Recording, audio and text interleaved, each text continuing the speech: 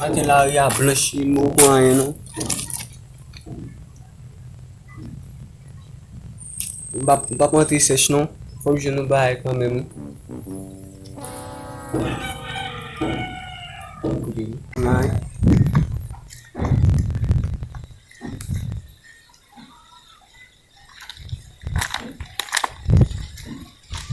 Yo kape la chou. Kape la sob. Sak pase men. E di kape la fye tetou men. Fye tetou men. Bagan yon sou men nou men. Yo, bam tout sak sou mbakon sou abiti la. Wan kop sou la, wan telefon. Bagan yon sou men nou bosa. Bon mwen gen telefon wap kè la si sa vel. Wan kop sou la. Wage moun not botou bay sa. Retire kod la mwen zami. Retire kod la mwen. Retire kod la mwen fem.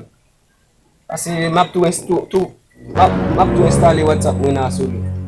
Retire rapid zami. Wage moun not botou. Relon moun not bom kidnap ou la. On sel moun not bom nye men lesal ka nan travay. Mbeze kop, degaje ou la pou fem jen kop. Li nan travay lesay. Men fon jen, ou bayen kop sou la, releman moun kidnap ou la pou pote kop. Fè rapid.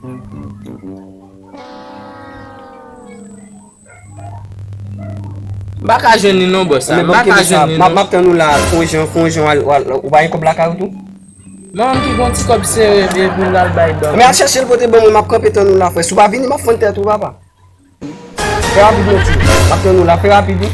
Apon rapid ten nou, fwe. Mwen blode pou kaka.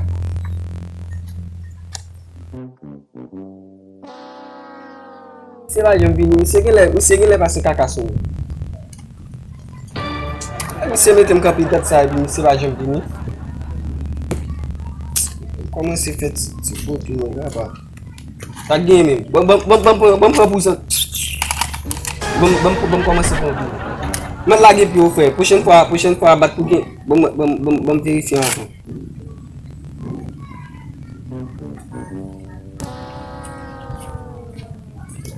Man lage pi ou. E se sal de gen. Pochen fwa bat pou gen pis kop tali.